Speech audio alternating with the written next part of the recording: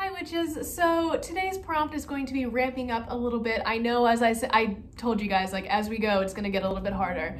But today's prompt is, have you ever experienced religious trauma in the past, and how have you carried this trauma with you? How does it inform your practice? So if you guys don't know, if you're not here from TikTok, because like I had a crazy video about my religious trauma go like weirdly viral, like I'm sitting at 1 million views right now on it, and I'm like, I did not. This was kind of a joke, oh my gosh. But in reality, I do have religious trauma.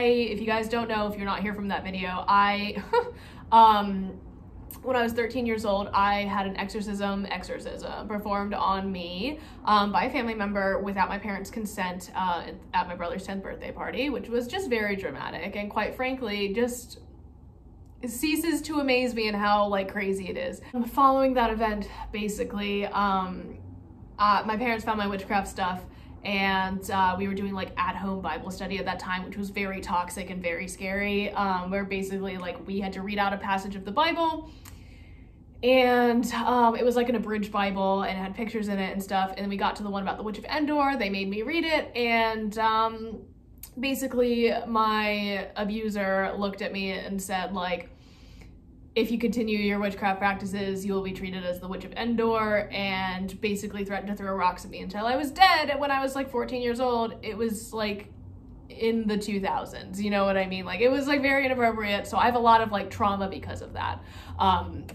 That is a very condensed version of what happened. The reason I'm able to talk about this so like flippantly is because I've had so much therapy.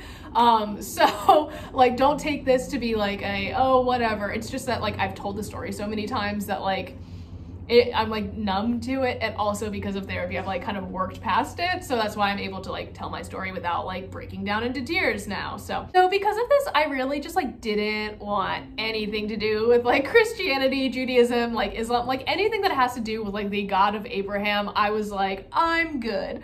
That includes like Satanism, like demonolatry, like anything like that. I just do not. I was like, nope, not learning about that. We're going like Celtic pagan, like we're just not, we're doing an earth-based thing, which I think is valid, and I think is like what a lot of people who do kind of practice an earth-based spirituality enjoy about it. Like it's just not linked to like maybe this possible trauma point. So that's why I don't really work with like angels or demons or anything like that. On the flip side of that, I also developed like a very weird like religious imagery fetish. Like I love like crucifixes and like Christian like medieval art. I don't know why. Like I just love like the Renaissance depictions of like angels and and hell, and you know, you have all those like frescoes by Giotto that depict like all these demons, and like I feel like that's very interesting.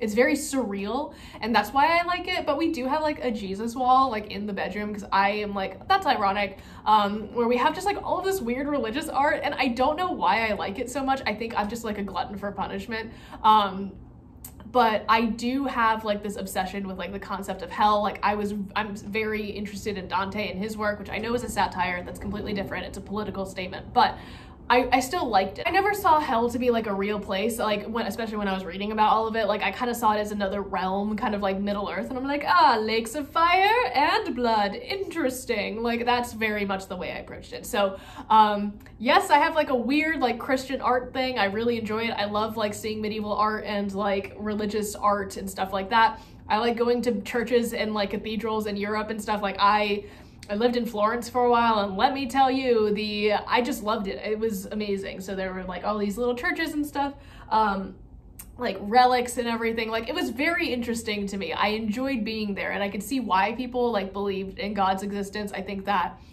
or like worshipped him so fully, especially when you have those cathedrals and stuff that are like crazy and beautiful and intricate. I don't know.